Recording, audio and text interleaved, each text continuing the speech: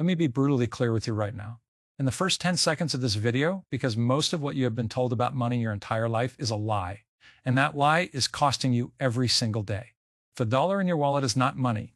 It is a debt instrument dressed up in green ink. And the people who designed this system did not design it to protect you. They designed it to protect themselves. Silver, on the other hand, has been the foundation of real monetary civilization for over 5,000 years, and the fact that you are sitting there watching this video without a serious allocation to silver tells me everything I need to know about how well the financial establishment has done its job of keeping you confused, distracted, and broke. You are not broke because you are unlucky. You are broke because you are uninformed. That ends today. Before we go any further, I need you to do one thing right now, and I'm not asking nicely. Hit the subscribe button. This channel delivers the kind of financial intelligence that used to cost people tens of thousands of dollars in private advisory fees, elite investment seminars, and years of hard, expensive lessons in the market. You are getting it here for free every single week. If you are too lazy or too arrogant to click one button in exchange for knowledge that can protect and grow your wealth for the rest of your life, then honestly, you deserve exactly the financial results you are currently getting. Subscribe now or close this tab and go back to losing money in peace. Let us start at the very beginning, because you cannot understand where you are until you understand where this all started. Silver has been used as currency for more than 5,000 years. The Sumerians, one of the earliest human civilizations, were using silver as money as far back as 3,100 years before Christ. That is before the pyramids were built. That is before most of recorded history that you were taught in school. Silver did not become money because some government told people to use it. Silver became money because human beings across completely separate cultures and continents independently arrived at the same conclusion. This metal holds value, it is divisible, it is portable, and it is rare enough to matter, but plentiful enough to actually run an economy. That is not a political decision.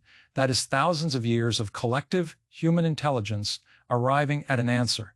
Gold was too scarce for everyday commerce. You cannot make change for a loaf of bread with a chunk of gold. That practical reality made silver the people's money, the metal that powered daily transactions, trade routes, and entire economies for millennia. The single most important currency in world history was not the British pound, it was not the dollar, and it certainly was not the euro. It was the Spanish silver dollar, the piece of 8, a coin that circulated globally from the 1500s through the 1008 seconds, making it the world's first true reserve currency for a period of roughly 300 years. This coin was so universally trusted that it was legal tender in the United States until the mid-1800s. In fact, the very word dollar is derived from this coin. That is not a trivial fact. That is your monetary DNA, and almost nobody knows it. When the founders of the United States sat down to design the American monetary system, they faced a question that every civilization eventually faces. What is money? Alexander Hamilton led the effort to answer that question, and in 1792, the Coinage Act gave a legal, mathematical answer. One United States dollar was defined as 371 1/4 grains of pure silver. That was not a suggestion. That was federal law. A dollar was not a concept. It was not a feeling. It was not a government promise. It was a measurable, verifiable, physically real weight of silver. Hamilton, who understood economics with more clarity than most of the people who followed him, designed a bimetallic system where both gold and silver were legal tender, valued at a fixed ratio to each other.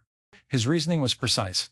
An economy needs enough money to grow, gold alone is too scarce to provide that base, and silver gives the everyday commercial foundation that a functioning economy requires. Under this system, the government literally could not print money. If they wanted more dollars in circulation, they had to go find more silver. That constraint is what kept purchasing power stable. And that constraint is exactly what the powerful people who came after Hamilton worked to destroy. In 1873, Congress passed the Coinage Act of 1873, and with that single legislative act, silver was removed from its legal tender status in the United States. America moved on to a gold-only standard. Now, I want you to understand something critical here. This was not an innocent policy adjustment. This was not some dry technical reform that economists debated politely in journals. Ordinary people at the time called it the crime of 1873, and they meant that word literally, because the consequences were catastrophic in a way that hit farmers, workers, and small business owners with devastating force while simultaneously concentrating enormous power in the hands of financial elites who had lobbied hard for exactly this outcome by limiting the money supply to gold alone. The wealthy class could hoard it, control it, and effectively own the economic destiny of everyone who depended on wages and commodity prices to survive. The money supply contracted sharply after 1873.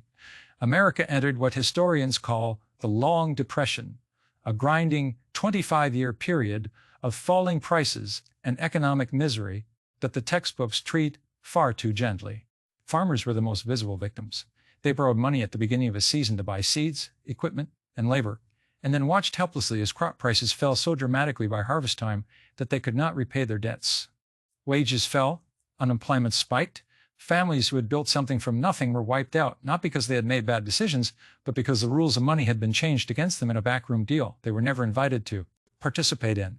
The people who used silver, the farmers, the miners, the workers in the western states lost their economic power overnight because the metal that had underpinned their commerce was stripped from the system by people who already had enough gold to be comfortable with a tighter, scarcer monetary base. Then came 1971, and Richard Nixon administered the final blow. He severed the last remaining link between the US dollar and precious metals entirely. From that moment forward, the dollar was backed by nothing tangible. No silver, no gold. Just trust. Specifically trust in the United States government. In under 100 years, American money went from something you could physically weigh, verify, and melt down into its constituent value to something that required you to simply believe that the people in charge were going to be responsible. And if you have been paying attention to how governments actually behave with monetary policy over the last 50 years, you know exactly how well that trust has been rewarded. Since 1971, the dollar has lost over 90% of its purchasing power. The math is not complicated, and it is not a matter of opinion. The purchasing power destruction is measured, documented, and continuous. What cost $1 in 1971 costs roughly $12 today. That is not inflation as an abstract concept. That is $12 out of your pocket for every dollar your grandparents saved. Now, here is where the story of silver gets simultaneously more complicated and more powerful, because silver today is not merely a monetary metal sitting in vaults. Silver has a dual identity that makes it unlike any other asset class on Earth. It is still a precious metal, a store of wealth that people accumulate as protection against currency debasement. But it is also, and this is the part that most people completely miss, one of the most critical industrial materials driving the technology revolution happening right now, in real time, all around you. 60% of all silver demand is industrial. For gold, that number is approximately 10%. That single data point tells you that silver and gold are fundamentally different investment propositions, and conflating them because they are both shiny and old is a mistake that will cost you money. Why does industry need silver so desperately? Because silver possesses three physical properties that simply cannot be cheaply or effectively replicated at scale. Silver is the most electrically conductive metal on Earth, surpassing both copper and gold. Silver is the most thermally conductive metal, making it indispensable for managing the heat generated in high-performance electronics. And silver is the most optically reflective metal in existence, which makes it essential for solar energy generation. In many of these applications, there is no viable substitute at any price close to silver. You cannot swap in copper or aluminum and expect the technology to perform. The physics do not cooperate. The largest single industrial consumer of silver is solar panels. Every solar panel manufactured requires silver for its electrical connectivity. The industry has worked hard to reduce the silver content per panel, achieving roughly a 30% reduction over the past decade. And you might think that means demand is shrinking. You would be wrong. Global solar installations are growing at a pace that more than offsets the efficiency gains per unit. Government mandates around the world are driving massive solar buildouts and forecast project global solar capacity to triple by 2030. Furthermore, the most advanced, highest efficiency solar technologies being developed right now actually require more silver per panel, not less. Because the performance demands are higher, the net effect is that solar demand for silver continues to increase in absolute terms, regardless of per panel efficiency gains. Electric vehicles represent the second major demand driver.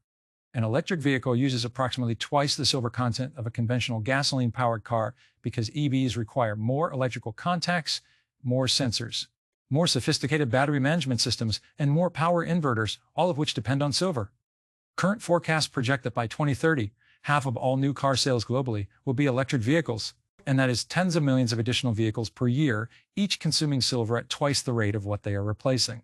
Third, Artificial intelligence and the data centers that power it are creating a new category of silver demand that did not meaningfully exist 5 years ago. AI data centers generate extraordinary amounts of heat from intensive computing operations, and silver is critical in the thermal management systems that prevent chips from destroying themselves. The AI build-out is accelerating, not decelerating, and it will consume silver for decades. Add to that the ongoing expansion of 5G networks and semiconductor manufacturing, where silver content per chip is actually increasing as performance demands rise, and you begin to see the scale of what is happening. The technologies that are going to define the next 30 years of human civilization all depend on silver, and most of that silver, once consumed in these applications, is gone permanently. Unlike gold, where virtually every ounce ever mined still exists in some recoverable form, silver is consumed in quantities too small to recover economically. The few milligrams in your smartphone circuit board cost more to extract than they are worth. Every phone, every solar panel, every EV on the road represents silver that has permanently left the global supply. For 6 consecutive years, the world has consumed more silver than the mining industry has been able to extract from the ground. 6 years. 2021 was a deficit year. 2022 was a deficit year. 2023 was a deficit year. 2024 was a deficit year. 2025 is a deficit year. And 2026 is projected to produce a deficit of 67 million ounces. When you add up the cumulative shortfall from 2021 through 2026, you arrive at approximately 1 billion ounces of silver that the world consumed but did not produce 1 billion ounces. That silver had to come from somewhere, and it came from above-ground stockpiles, from warehouse inventories, from ETF holdings, and from exchange stockpiles that have been drawn down year after year with mechanical consistency. The physical metal is getting tighter, and the pipeline to replace it is not capable of responding the way a normal commodity supply chain can. Here is the structural trap that most analysts skip over, because it is inconvenient for a simple narrative. Silver is not primarily mined for silver. It is a byproduct.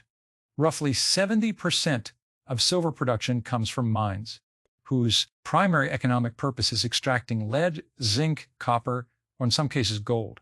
Silver is what comes out alongside the main product. What this means in practice is that the silver mining decision is not made by the economics of silver. It is made by the economics of lead, zinc, and copper.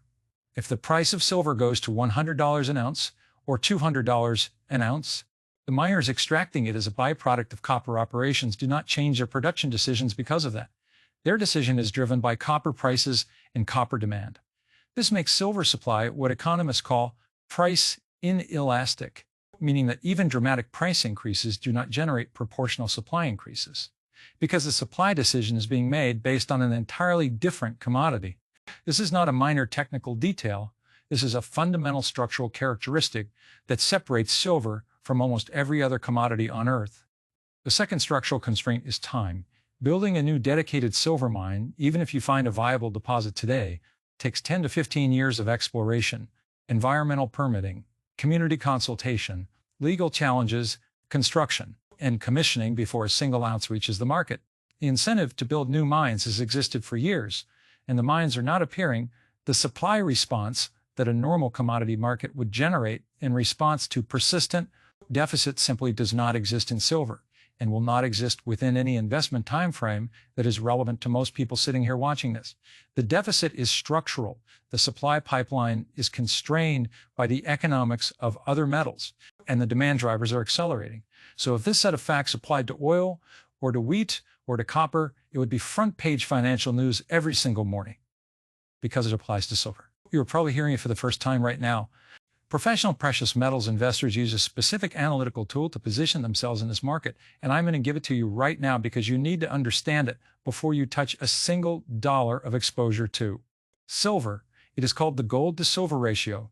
The calculation is straightforward. Take the current price of 1 ounce of gold and divide it by the current price of 1 ounce of silver. The resulting number tells you how many ounces of silver it takes to buy 1 ounce of gold. Historically, throughout the 20th century, this ratio averaged around 47. In more recent decades, as financial markets have evolved and silver's monetary role has diminished relative to gold's, the ratio has tended to fluctuate between 50 and 70 under normal market conditions. In extreme situations, Like March 2020, at the height of the COVID panic, the ratio spiked to approximately 120. And what happened next? The ratio collapsed to around 70 within just a few months, as silver dramatically outperformed gold in the recovery. Silver essentially doubled in that window while gold barely moved. That is what the ratio tells you when you know how to read it. When the ratio is high, say above 80, it typically means silver is historically cheap relative to gold. That is the signal that accumulation makes sense if you have a long-term thesis.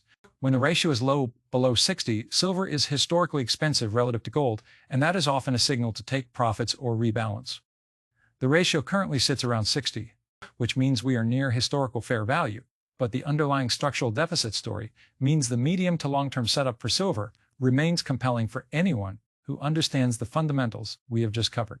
Learning to watch this single number and understanding what drives it up and what drives it down will put you ahead of the vast majority of retail investors and, frankly, a good portion of financial advisors who treat precious metals as an afterthought. Now, let me address 3 myths that keep otherwise rational people out of a market they need to understand, because every one of these myths is costing the people who believe them real money in real time. The first myth is that silver is just poor man's gold, a lesser substitute for people who cannot afford the real thing. This is completely wrong, and the data obliterates it. Gold is primarily a monetary reserve asset today. Central banks accumulate it, sovereign wealth funds hold it, and the vast majority of investment demand for gold is about monetary protection and reserve diversification. Industrial use accounts for roughly 10% of gold demand. Silver's industrial demand is 60% of total consumption. These are not the same asset, wearing different price tags. Gold is your monetary insurance policy. Silver is monetary insurance, combined with a direct leverage bet on the global technology infrastructure build-out of the next 3 decades. They belong in different conversations. The second myth is that silver's volatility makes it too dangerous for serious investors. 30 to 50% price swings are common in silver, and people see that and walk away. But volatility is not the same as risk. Risk is a permanent loss of capital. Volatility is price movement around a long-term trend. And for an investor with a multi-year horizon and a clear thesis, volatility is an opportunity to buy more at lower prices, not a reason to avoid the asset entirely. Silver has been one of the most powerful inflation hedges over long periods.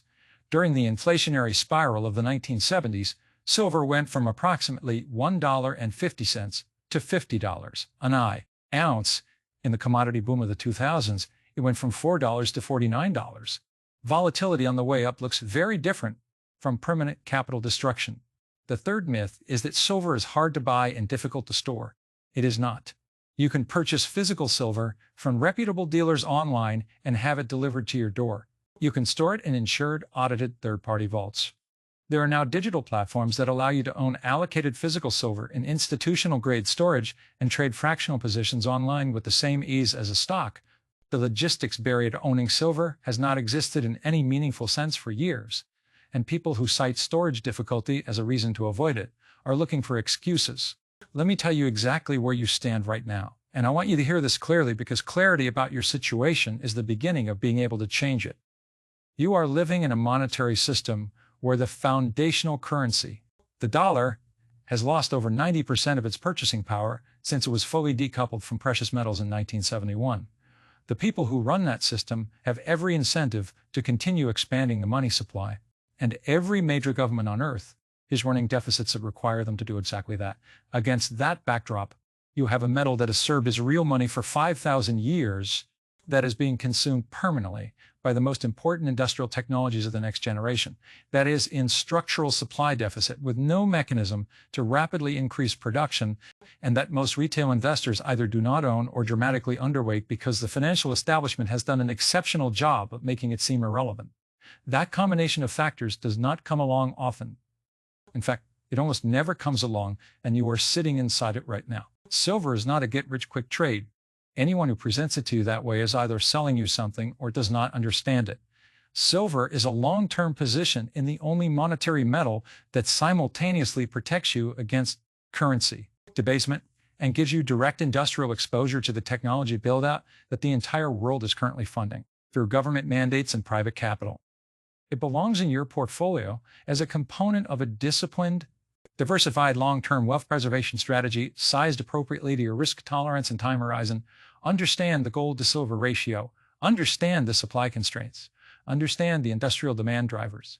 Understand the risks, including price volatility, potential technological substitution, and the impact of dollar strength and interest rates on precious metals prices.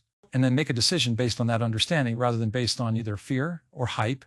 You came into this video not understanding silver. If you have been paying attention, you are leaving it with the framework that most people never get. Now the question is what you do with that framework.